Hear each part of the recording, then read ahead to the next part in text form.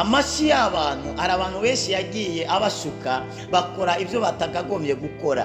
Hari umugabo muri Bibiliya yashutswe n'amashi y'abantu, abantu bamukomera amashi baravuga ngo ewe Herode we murakomeye cyane, uzi kuvuga nk'Imana, uvuze neza nk'Imana, Imana iri mu ijuru nayo murazi ko yirahira avuga ngo icyubahiro cyane na undi muntu tuzagisangira. Ngo marayika acaramanuka ako kanya amukubita urushi mu rubavu ngacahinduka inyo. Umuntu yarakomeye yaravuze ijambo, abantu bamukomera amashi ngo uvuze nk'Imana. Abantu barashobora kukwemera uno munsi ariko ejo bakakwihakana. Abantu biravuga ngo nta cyiza kiva mu muntu. Iyo umuntu atari mu Imana ntuzamwitege mu icyiza, kubera umuntu arashobora kugirira neza mu gatondo ariko nimugoroba akaba ari we uguhemukira, akaba niwe ugirane, akaba ari we ukugurisha. Niyo mpamvu rero ntuzashukwe n'amashi y'abantu. Abantu nuko bameze. Rero hari abantu rero ubuzima bwabo bwagiye bwangirika kandi bwangijwe n'abantu bahaye icyizere ariko batari bakwiriye guha icyizere.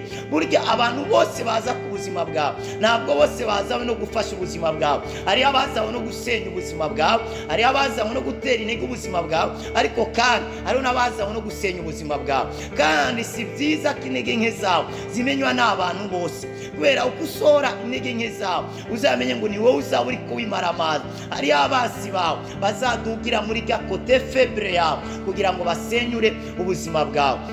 Rero inzoga irafise ingaruka mbi kandi zikomeye cyane nk'uko turi ko turazivuga. Rero Nowa yari umukozi w'Imana. Cyo gihe rero ingeso zo mu isi zirononekara, abantu barangirika bakora ibyaha by'uburyo bwose, ariko Imana iravye Nowa, Imana iramushima. Ndiko mvuga ngo gushimwa n'Imana biraruta gushimwa n'abantu, kubera Imana ikwemeye izakwemeza abantu. Nubwo abantu batakwemera, Imana ikwemera.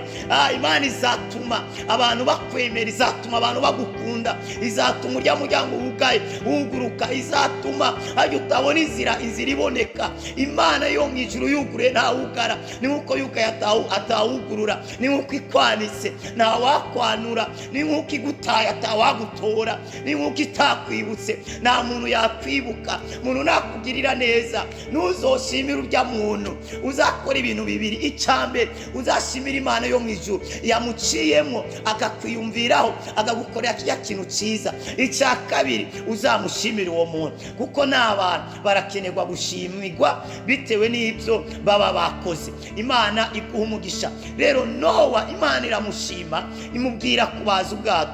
Nowa arabubaza arabwuzuza, noneho Nowa yinjira muri ubwo bwato. Ariko Nowa amaze kwinjira muri ubwo bwato, murazi byabaye, isi yose yararengewe n'amazi. Nowa nyuma arururuka, birambwira ngo acatera umuzabibu, ngarangije arimbura.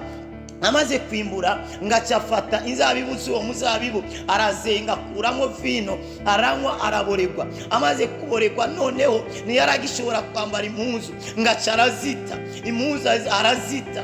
Amaze kuzita abana baraza baramurunguruka, babona ari gusa. Bamaze kumurunguruka babonye ari gusa, abantu urazi nabo nta bantu, baca bagenda baravuga, twabonye sogokuruza, twabonye papa yambaye ubusa, twabonye ibi n'ibi n'ibi. Nowa nk'inzoga zimuvuyeho ngacagira acara bavuma. Rero inzoga izatuma utakaza icyubahiro, izatuma uvuma abana bawe wivyariye, wisange wabavumye kubera inzoga. Hari ababyeyi baboregwaga, arabadosika bahate. Hariho umugabo narinzi yari umubanyi, kuvuga ngo yanyoye akaborega, umugore akabimenya. Cyo gihe umugore yaca atekera, cyo gihe umugore yaca gusaba indaro, ko yabazi ngo iri joro sinza kuryama, yabazi ko adashobora kuryama. Inzoga rero irashobora gutuma umupapa yirukana umugore we, cyangwa umugore ataha ijoro. Ndafite umuntu nasengeye navuze izina, yatashe yaborewe, agirane abomora urugi, agaja rukubita imigere, kandi karakugi gatoya yisanga yarakamenaguye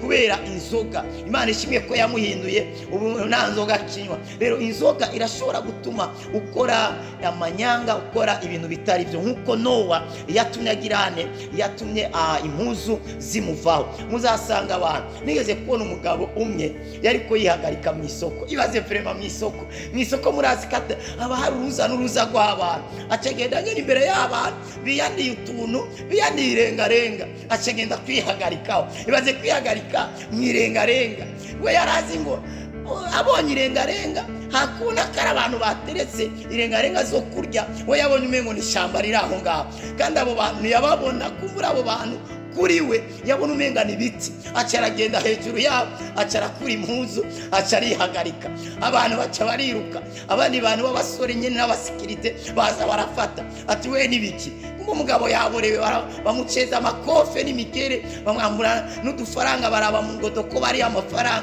kugira ngo bahe abo mama bitandariza izo rengarenga yamaze gusobamo. Urumva kubera inzoga, kandi yari umuntu w'icubahiro frema. Si ibyo gusa, hariho n'abandi bantu bagenda kwihagarika imbere y'abanyeshuri, imbere mwibarabara nyene, ugasanga umuntu arakuye impuzu mwibarabara, kumbe we ntabona ko ari mwibarabara, umengo ntaba abantu ntibahari. Rero inzoga izatuma utakaza icubahiro cyawe. Ni byiza rero kwirinda, nubwo atari icyaha. Biriya yarabitubwiye ngo byose ndavyemererwa, ariko si byose bingira ikimazi, byose ndavyemererwa ariko sizaganzwa navyo. Izindi ngaruka ya gatanu, inzoga zizatuma uvuma abana bawe. Inzoga zizatuma uvuma abana bawe. Turacyari mu Itanguriro 9 were ku murongo 24 kugeza 25. Reka some umurongo wa 24. Avuga ngo Nowa vino imuvuyeko amenya ivyo umuhungu wiwe muto yamukoreye. Aravuga ati Kanani abaye ikivume, azoba umuja w'abaja kuri bene nyina. Ibazi rero zamuvuyeho ahitaravuma abana.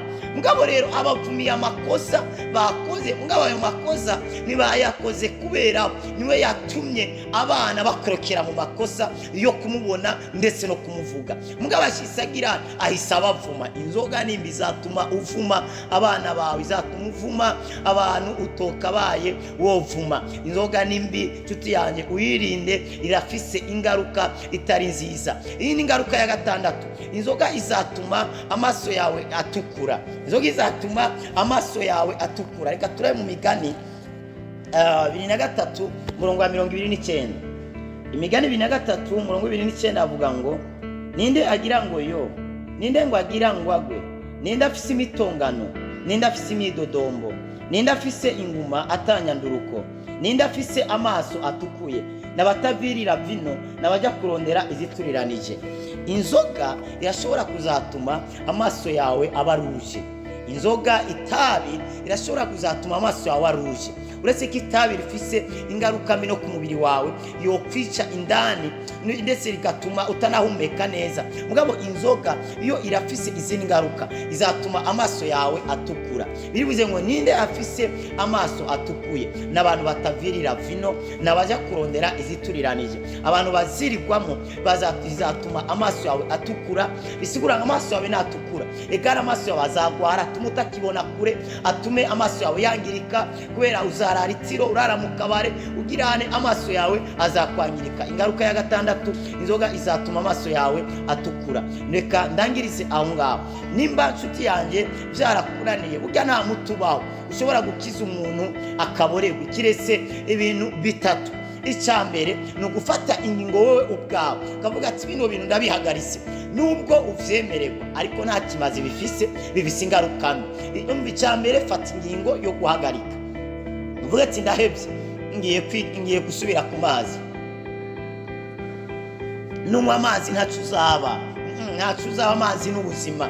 Ureke kunywa ibintu byangiza ubuzima bwawe. Fata ingingo yo guhagarika. Icya kabiri, fata ingingo yo gutandukana n'abarya bagenzi bawe bazinwa. Ntubahebe burundu, ariko witandukanye nabo, ntiwicarane nabo cyane, bazanye ibitekerezo nk'ibyo bava iruhande. Icya gatatu, va mu kaguriro, va mu kabare kabamo izo nzoga, ujye wirinda kujyayo cyane nk'uko wajyagayo. Ugenda ahantu nyene udashobora guhurirayo nabyo. Ndazi umuntu yari yarazihebye, acagenda mu kabare ateramirayo, anywa agafana. Nganyoye agafana, hanyuma cyaza undi muntu, urazi ko mu kabare ntabwo waranguye akabare kose. Imeza ntabwo bayikuha wenyene, kiretse ubundi wari nyene VIP, ariko mu bare tuba tuzi tumenyereye ko mu masite usanga imeza iriko abantu nka 3 4 cyangwa 5 6 batanazinanye. Rero haza undi muntu yugurura ikiye, no mubwira ati ngiye ku meza yanjye nta kiyeru hanywera. Oya, yazanye amafaranga yiwe kandi ni wakaranguye, aca yugurukiye, yumva akamoto kacu, aravuga ati nukuri ndanyoye. Yahise afata ifana ati oya serve ngo hano nzanira akayeri. Yahise akomana ikiyeri. Kubera iki? Bakira umuriro iruhande yiwe, bimunanira kwihangana, yumva nawe arahagurukijwe n'inyota. Mu yandi majambo, kamere yacibyuka. Ari abantu uzosanga kamere zisinzira zidapfa, ugasanga yarasinziriye, mugabo umukoreye akantu gatoya urayikanguye, ngo nyene bigahita byangirika. Imana igutabare cyane. Tugiye gusenga Imana. Data, mu izina rya Yesu, Mana mushobora byose, ndasenga umwene data, iyi nyota y'inzoga n'itabi ndasenga ngo imuvemo mu izina rya Yesu. Imbaraga zawe Mwami Imana zimanukira ubuzima bwe mu izina rya Yesu Kristo, ko nayikomeza ishobora kuzangiza ubuzima bwe n'akazoza. Ariko ndamusengeye uhereye ino saha, iyo nyota imuvemo mu izina rya Yesu. Ahabwe inyota y'ijambo no gusenga. Abagwayi nibakire, ababoshye babohoke. Ukuboko kwawe Mwana ubasunikire mu bikomeye mu izina rya Yesu. Amen. Mwarahezegiwe cyane. Wifuza gusengerwa, WhatsApp yacu ni +257 65 986 mwarahezegiwe cyane. Wibuke gusangiza abandi ino video ubutumwa bwiza.